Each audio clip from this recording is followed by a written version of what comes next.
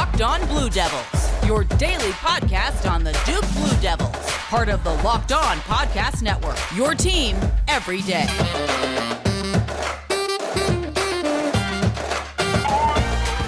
Hello, everybody, and welcome into another edition of the Locked On Blue Devils podcast here on this Thursday.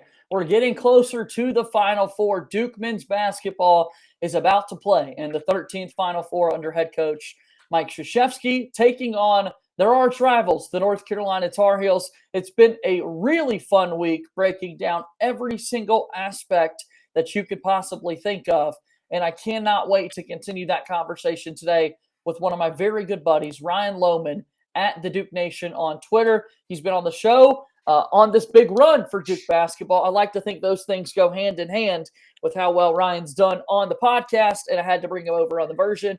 And now we're on YouTube, so now we get to see Ryan's face for those watching us. And if you're listening to us, we appreciate that as well. So, Ryan, thanks for joining me again, man. Man, this is fun. This is a great time of year. It's awesome to see that this run has continued, and I'm ready for Saturday. Let's get to it. I can't wait. It's finally here. It's wild that this rivalry is going to be played, that the Duke team will have one chance here this year for revenge at North Carolina after kind of spoiling the final home game. I know that their hashtag trending on Twitter from our Locked On Tar Heels host was hashtag grew in a retirement party. And Locked On Tar Heels is trying to create a hashtag ruin another retirement party. We don't want that to happen. We want Duke to come out on top. So talk to me about just the weekend for you, Ryan, when it started to become real that, oh my gosh, this is actually going to happen. They're going to play one another. Walk me through your thoughts. I have a lot of beef with Purdue fans. Let's just put it that way, man. When Purdue had no business getting beat by St. Peter's. I mean, even we can go back to Kentucky having no business, but Purdue was our last chance to avoid this matchup, in my opinion. Carolina has big guards. They have decent defenders at the guard position, and so you knew it was going to be a tough one for the Cinderella story to continue. And the fact that Purdue just laid an egg, they have a 7'4" center and Edey down low, and he couldn't get anything going against their tallest guys like 6'9", 6'10", and disappointing there. But once it kind of came to fruition, it was like I didn't want to accept it right away. I was like, this can't be happening. There's no way that Duke and Carolina are going to face in the tournament, let alone the Final Four in Coach K's last season. And then after like an hour or two of me like sulking and being mad, I was like, all right, let's do this. Like we get to have revenge, hopefully, of Coach K's final game in Cameron Indoor Stadium. And I think the pressure's turning a little bit to North Carolina, especially after the amount of pressure that was on Duke in that first game. I think the pressure's shifting a little bit. They're playing with house money, but there is some stuff after that game on social media and between the coaches, and the pressure of, like you said, the trendy pick right now is Carolina. So I don't know. I think it'll be a good one. I'm going to be real. I'm certainly not as active in the Duke Twitter space as you are, Ryan, and you've got such an amazing page. I want to give a shout out to Ryan Lommen here. He went over 28,000 followers.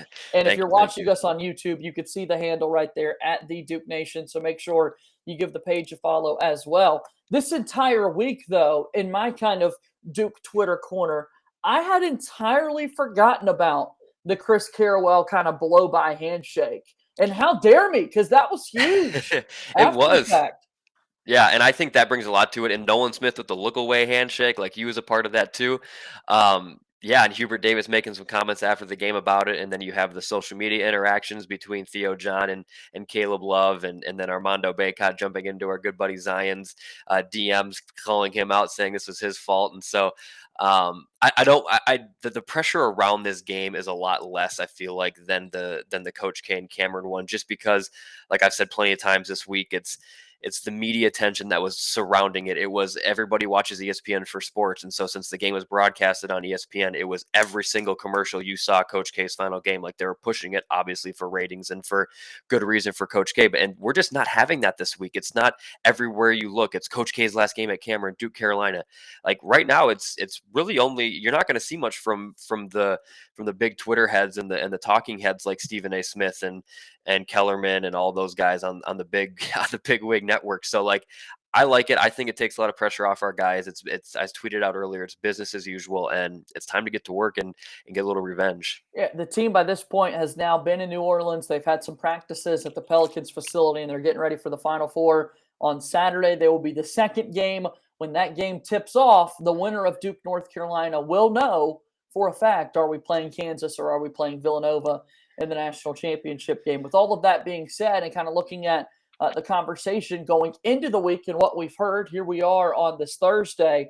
Josh Cox joined me on yesterday's program, and we were kind of talking about the idea of this sort of narrative shift, Ryan, and I know you're well aware of it. You're speaking to it a little bit there, that it is Coach K's final, Ryan. But when we look at the first weekend in Greenville, South Carolina, the trendiest of upset picks, it didn't matter whether it was Michigan State or Davidson. It was a really trendy pick for people to pick the opposition for Duke. And then there's no way they're going to be able to beat this Texas Tech team. And, oh my gosh, that defense for the Red Raiders is amazing. Gonzaga is going to take care of them in the Elite Eight if they were to get there. Gonzaga's not there. Duke wins their best game of the season or of the tournament in the Elite Eight with the victory over Arkansas. And now all of a sudden, the conversation is, this Duke team's really good. They're playing their best basketball. No kidding. We've said all year that it's the most talented team in the entire country. It's just kind of wild how now it's kind of shifted to, well, this is what you expected.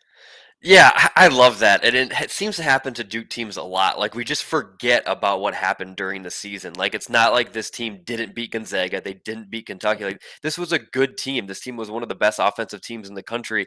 And we get to the tournament, it's like, oh, if they go up against a good defense, they're done. Like, they're going to lose. Or if they go up against a good three-point shooting team, they're going to lose. Like, Coach K's been great for so long because of his ability to prepare and make adjustments. And he did that with Michigan State being a decent three-point shooting team. Granted, Davidson probably would have been more of a better threat from three, which we lacked three-point shooting defense throughout the ACC tournament and against North Carolina the last game. So, like, give this team a full week of preparation like we had against Cal State and Michigan State, and then up to Texas Tech, full week of preparation. And you see what this team is capable of. And that's kind of where my confidence lies right now, is the fact that this team is going to have 6 days to prepare. The media and the alumni aren't crawling around campus. And Coach K is going to have a chance to look back at that second Carolina game and say, hey, where did we go wrong? We didn't defend the three ball well. We didn't defend high ball screens very well. Mark Williams got 8 up on the switches there. And so if we can mitigate those issues, I'm a little too confident going into this game on Saturday.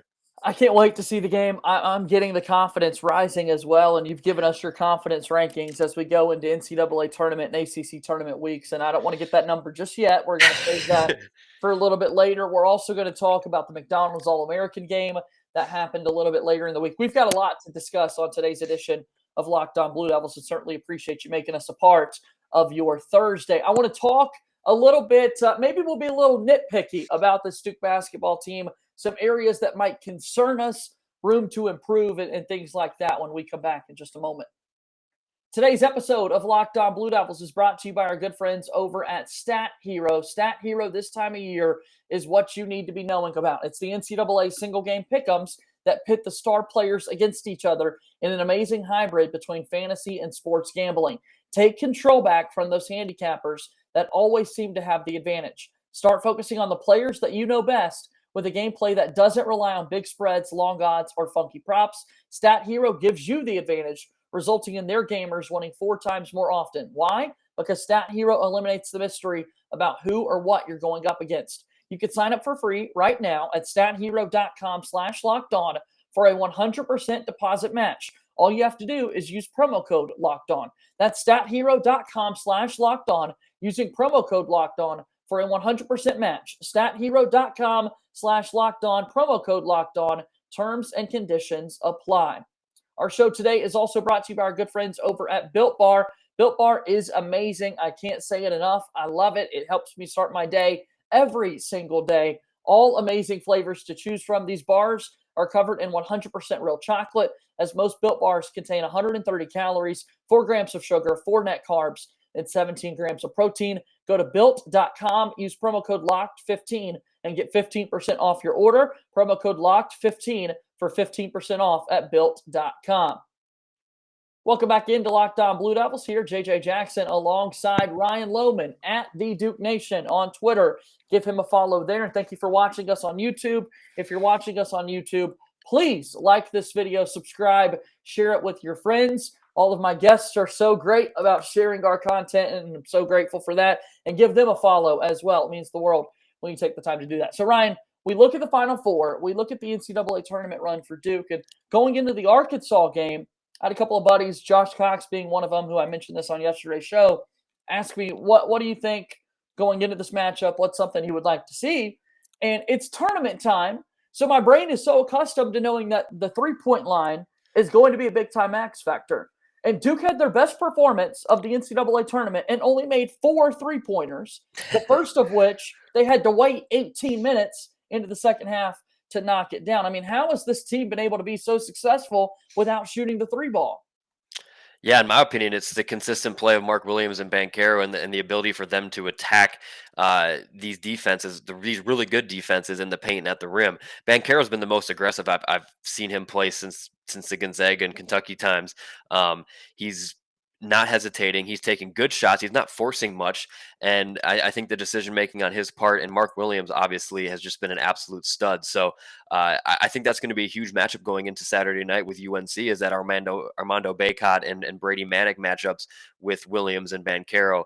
They're going to have to continue to attack and not rely on that 3-point shot, because it hasn't been falling a ton. They haven't shot terrible. They're just not taking a ton of them either. So I think if we can get Banchero and Williams to continue to be aggressive and get Williams some lobs like we have, and get him out in transition a little bit too, I think we'll be in a good spot. That's been one of the biggest things for me this tournament, is not necessarily that, wow, they made 4 threes against Arkansas. Well, Duke only attempted 10. They made 4 of them. 40% is a really good clip that any coach in America would take if you're looking at season numbers and honestly some game-by-game numbers and that sort of thing. But the fact that they're not shooting as many threes, I asked you the question, and oftentimes when I'm watching the game, it just feels like Duke can get a 2-point bucket just as easily, so let's go to the rim and do that. Yeah, and I think a big part of that is what Jeremy Roach has brought to this team from a point guard standpoint and a floor general standpoint. He's dribble driving a lot, either getting fouled, making tough shots, or he's getting the defense to collapse on them and finding the open guy in Banchero, Griffin, or Williams, really, and Wendell Moore, obviously, as well. But I think the fact that Jeremy Roach has kind of stepped up his play in the last few weeks has brought this team to a different level. And if he can continue to do that, there's not really a guard that I'm scared of from the defensive side in RJ Davis or Caleb Love that could stop him from getting to the lane and finding those open shooters. When I talk about Duke basketball, being pessimistic is something that I do not like doing in life. I don't enjoy doing that either, but it's just something about the ball going up in the air. In the Texas Tech game, when you do hear the narrative going into it about the defense being so elite, and Texas Tech starts the game on a 10-2 run, you can't help sometimes but to be just like, oh my gosh, here we go. Are we really about to be in this? Now, with all that being said, this week on Locked On Blue Devils, and as the Duke community talks about this game, it has been a rather positive conversation because Duke is favored by 4 points to beat North Carolina. They are having the best odds, thanks to our friends at BetOnline, to win the whole thing of the 4 teams remaining left in the tournament. But if we were to look at a couple of things that need to be improved, one of those things that I'm not seeing people talk about, Ryan, that honestly surprised me when I looked back and looked at the numbers.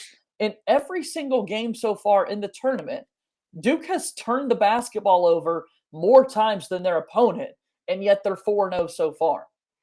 Yeah, that stat is scary, but I feel like, and I don't have numbers in front of me to back it up, but I feel like a lot of that is occurring in the first half before adjustments are made, which still fair point. Like a team like UNC could go out on a 15-2 run like that if you turn the ball over on them. So that's not to say that it's not something I worry about, but I think the adjustments at halftime that Coach K has been able to make to nip those in the butt early has helped.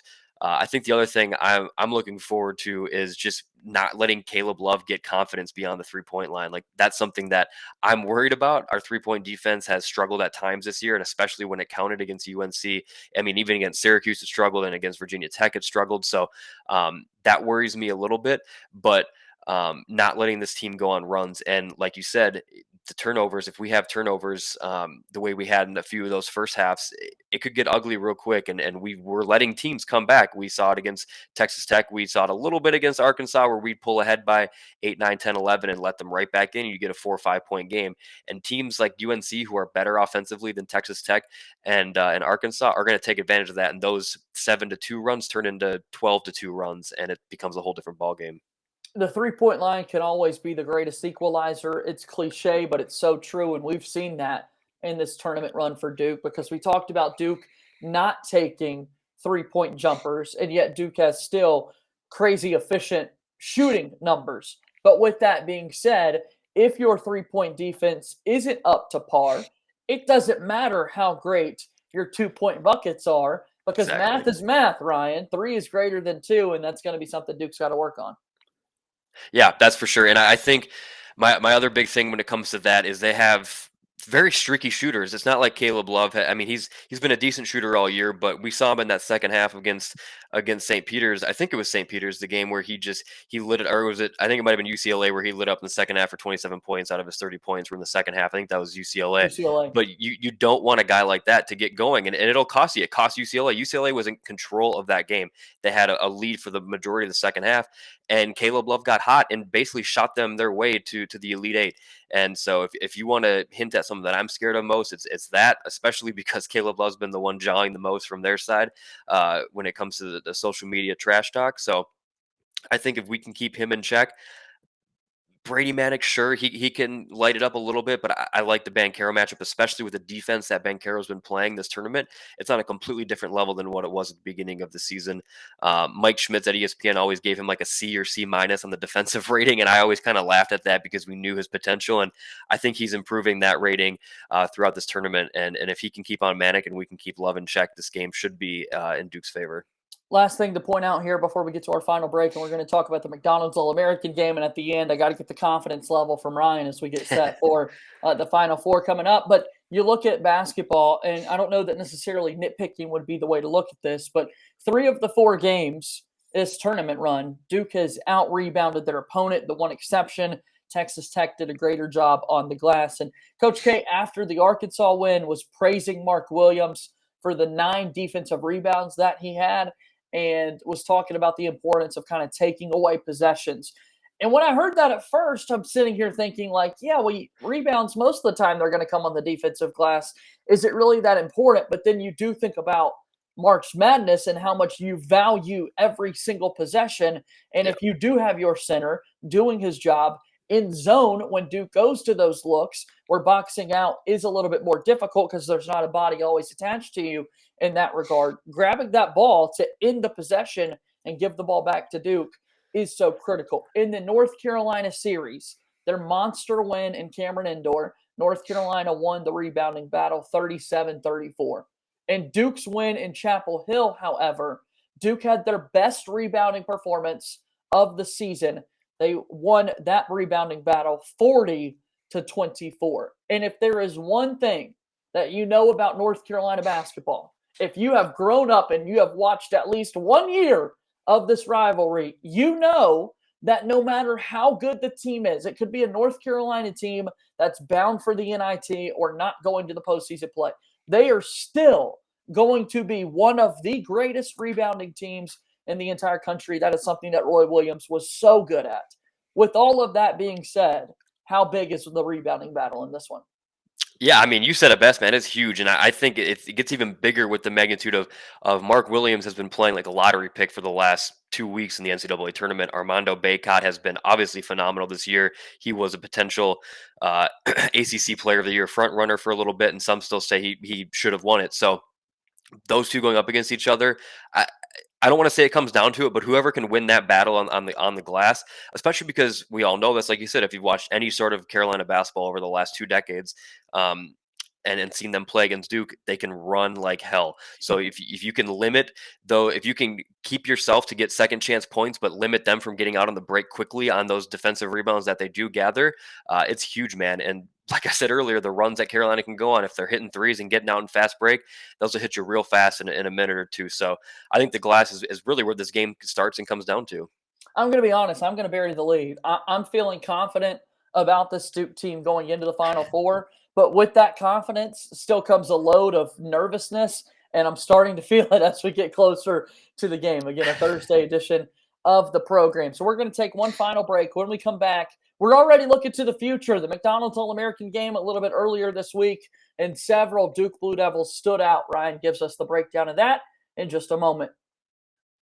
Hey, folks, want to tell you about our good friends over at Athletic Greens. It's an amazing product that I've started to incorporate in my everyday life. I started taking AG1, and it has been remarkable. It's lifestyle friendly, whether you eat keto, dairy-free, or gluten-free. It contains less than 1 gram of sugar, no GMOs, no nasty chemicals or artificial anything, while also tasting good. It supports better sleep quality, which I'm always looking for in recovering. It's going to support mental clarity and alertness. It's the one thing with the best thing. Athletic Greens uses the best of the Bose products based on the latest science with constant product iterations and third-party testing.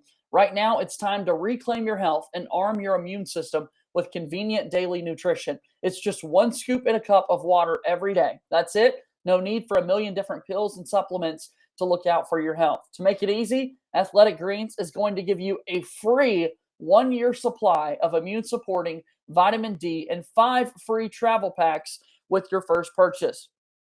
All you have to do is visit athleticgreens.com/college. Again, that is athleticgreens.com/college to take ownership over your health and to pick the ultimate daily nutritional insurance.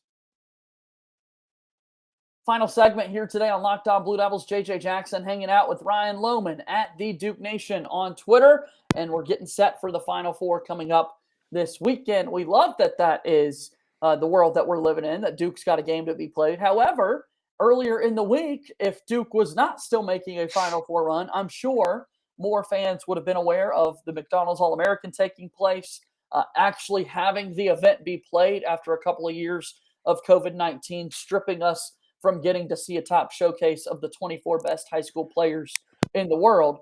However, Ryan Lommen is so great because even with Duke on this Final Four run, he makes sure that all things Duke basketball is something that he consumes. So kind of give me a breakdown of what we saw in the McDonald's All-American game.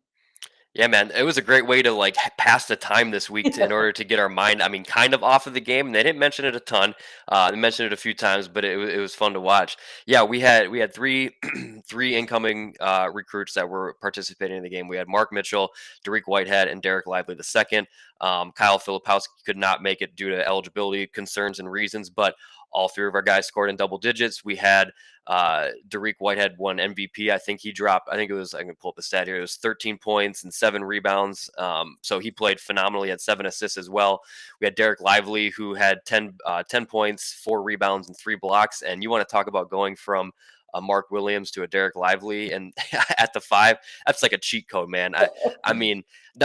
I'm not saying anything about what Derek Lively is going to be in comparison to Mark Williams, but at this point, let's just say it's not fair to the competition that we get to go from one to the other if we in back-to-back seasons once Mark exits after this year. And then Mark Mitchell, who was on the opposite side, I think he was on the East team, put up a game high, tied for a game high with 19 points and 3 rebounds, and just kind of showed off his athleticism. He had a few dunks, just really good overall player. And the thing, I mean, this isn't a hot take or anything, but I'm really high on Mark Mitchell, but Derek Whitehead's kind of the one, and everybody's kind of been eyeing him. He's number one in a couple things. He's won a couple National Player of the Years. There's so many rankings. There's so many awards with these high school guys that you can't keep them all straight as to who's number one and who's the actual Player of the Year. But Derek's a very, very well-rounded player, really good defensively. He will replace whoever it is, Keels, Griffin, Moore, whoever you want to put him in his place. We're not going to go down the route of who's coming back or not yet, but just a stud. He played in the 3-point shootout the night before. He didn't win. He got second on the men's side, but dude, his stroke is so pure. I'm so excited to have him in there. And like I said, to have a guy like Lively the second come in and replace Mark Williams is going to be something that you don't see every year. You mentioned Mark Mitchell being on the losing side of things, but still had 20-plus points in the contest, which was outstanding.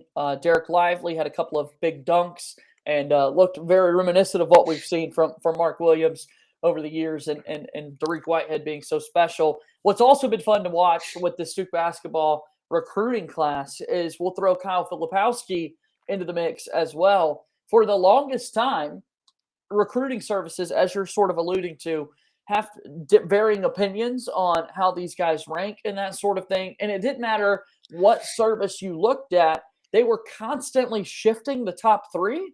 And all 3 were Duke signees when you're talking about Filipowski, Lively, and Whitehead. Like, that's a good problem to have. Yeah, and I think the beauty of it though is like coming into next season, this team outside of the faces from a talent standpoint and a skill set standpoint is going to look very familiar to this team that we have this year. If Roach comes back, he'll be running the point. Two guard, if we have Derek Whitehead, he'll be kind of like a Wendell Moore, AJ Griffin type.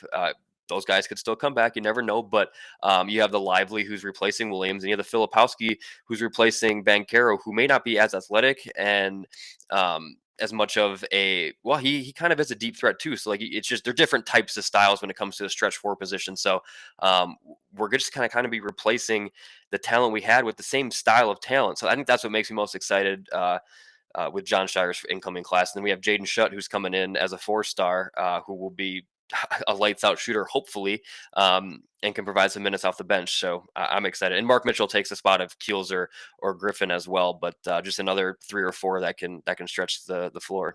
Let me follow up on something there because I'm glad we brought up Jaden, who's going to be one of the new members of the Duke recruiting class. And I went with the same pronunciation that you went, Ryan, until I made the mistake of talking with Brendan Marks of The Athletic, who quickly told me that it's Jaden Shoot. And that's Yeah. just all the more fitting because he is the best shooter in the class, Yeah. right? And so now once I heard that, I'm like, yep, I'm going to be able to remember that when we're watching him shoot 3-pointers in Cameron Indoor Stadium. So, yeah, Jaden Shoot, man, I can't wait for him to join the fun. Yeah, and this team, and it's really hard to like talk about next year's team and like we don't need to It's got because games we're in to the play. final four. We got yeah, we got a big weekend coming up, and I've been doing it since the game's been going on. But this team next year is going to need shooting. They're going to lose a lot of scoring, but we lack a little bit of shooting this year, and next year we don't have much coming in besides Shoot and Filipowski and Derek, but they're not locked or knocked down shooters like Shoot is. So like if we can pick up another guy like Shoot. But he's going to be key if we can. He's a big time shooter. I think him and Filipowski were at some NIBC shootout this week as well. So seeing them compete in that 3-point shootout was fun. But yeah, man, we're going to need shooting, and it's fitting that a guy with the last name Shoot's going to be the one to come in and provide it. I can't wait to watch it. I can't wait. And you're right. The roster obviously has to go through some more construction, and you got to figure out which guys are going to come back versus go on to the next stage of their college careers. I don't necessarily know that people want to walk away and transfer from Duke, but you never know. And it's certainly guys making the decision to turn pro and chase their NBA dreams. I'm already seeing this week as well. John Rothstein, as amazing as he is, on top of all the transfer portal news and a lot of those guys breaking down schools that have reached out to these players, Duke's name has popped up a couple of times, and I'm just like, I don't know who any of these players are. It's not time to worry about any of that. And then there's still the looming possibility as well that should Jeremy Roach decide to take the next step, or even still without, if he were to come back, there's still an outside chance that Caleb Foster in the 2023 class wants to reclass and enroll a year early. So once the season comes to a close, Ryan, basically what I'm telling you in the coming weeks and months, when you come back on Locked On Blue Devils, we're going to have a ton of storylines to discuss together. Yeah, and hopefully that's topped off with, hey, we just came off a national title run. How do we do it again in Shire's first year? So I hope that's the case. I'm looking forward to it, but I'm so glad that our off-season conversation got to start later this year than it has in the past few years. It makes it so much more enjoyable to watch these Final Four games and also not just be like always constantly looking at the future as a Duke fan. We haven't been able to do it since 2015, so it's nice to sit back and enjoy this Final Four and not dread having to see who gets to take home the trophy. The time is now, Ryan. I got to hear how you feeling going into the weekend as Duke looks to win in the Final Four and find their spots in the national championship game come Monday. Yeah, the confidence has grown throughout the week. I think the more I think about it right now, I'm at like an 8.75 probably. I'd say I want to get to 9 really bad, but there's so much that this Carolina team can hurt you with. But I'm very confident, and I think the thing that I'm looking forward to a little bit after this game is over, whether we win or lose, is how does the team that wins this game on Saturday night respond on Monday? Because there is still a lot of hype around this game. There's going to be, it's going to be huge. There's going to be 70-some thousand people at the Superdome watching this game. It's very emotional. It's North Carolina's Duke. It's biggest rivalry in sports, arguably. And so how the winning team responds after just such a big game, you don't want to see a letdown that next game. So since I don't think I'll be able to join you before that game, when Duke wins on Saturday night, I'm looking forward to and hoping that they come out on Monday with just as much fire, because they're not done. Both either team that wins is not done after Saturday night. Yeah, I'm hopeful that the next time we're talking, we are recapping a national championship victory for the Duke Blue Devils. We can certainly follow all of your coverage at the Duke Nation on Twitter. Why don't you give us a little rundown if people are new, seeing your face for the first time in the YouTube world as we've made the transition over there? Tell us a little bit about the page and what you got going on. Yeah, man. I pump out content as content comes to me, man. So I also host a show called Crazy Twitter Live, where we stream on Twitter, Facebook, YouTube. You can find us anywhere on there. And basically, we're gonna try to do a UNC Duke preview, hopefully before this game on Saturday, with maybe a couple UNC guys in the mix. But other than that, man, just follow the page, get to know me, get to know Duke fans more. We're a fun community, so check us out. All right, I appreciate the time, man. Enjoy the games this weekend, and I'll talk to you again soon, okay? Appreciate you, JJ. Take care, man. All right, that's Ryan Lommen joining me here today on Locked On Blue Devils, and that's going to bring another edition of our podcast to a close. Thank you so much for listening and making Locked On Blue Devils your first listen, getting so close to game day. Tomorrow is one day prior to the game being played, and coming up on tomorrow's podcast, we're going to have a special crossover edition with Isaac Shade, the host of Locked On Tar Heels. That's going to do it for today's show. As always, go Duke. I'll talk to you tomorrow. My name is JJ Jackson. Thank you and good day.